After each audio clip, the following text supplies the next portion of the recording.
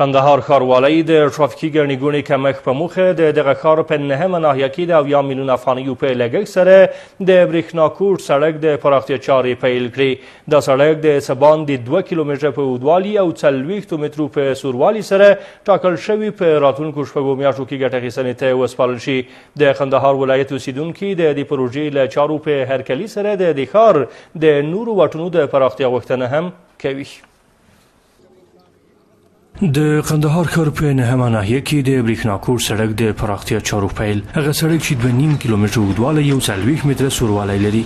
د راپور له مخې د دې سړک چارې به 6 میاشتې وخت ونیسي.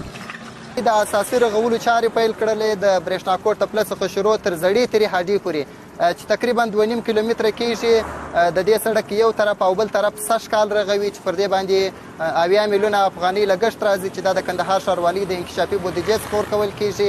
په لومړیو کې د شرق د غرب طرف د 20 متره په عرض باندې پراخیږي او په نږدې وختونو کې به د غرب طرف د شرق طرف کارونه هم د 20 متره په عرض باندې راپیل شي. د کندهار ښاروالي وایي چې په ښار ټرافیکي پیښو کمښت په موخه به په نږدې راتلونکي کې د څو نورو مهمو سړکونو د پراختیا چارې هم پیل شي. د پیرکې د سړک خبره به تاسو اورېدلې وي چې د باقي پل د سړک پراخه کېدل هم انشاءالله ولایت بودیجه هم ځانګړې شوې ده. د بایپاس سړک دی اولې ستونزې به وي په مخ کې چې هغه جایدادونه دي بعضې هغه خلک چې شخصي املاک دي او اعمارونه ترسره کړي د هغو یو بدیل به ورکول کېږي.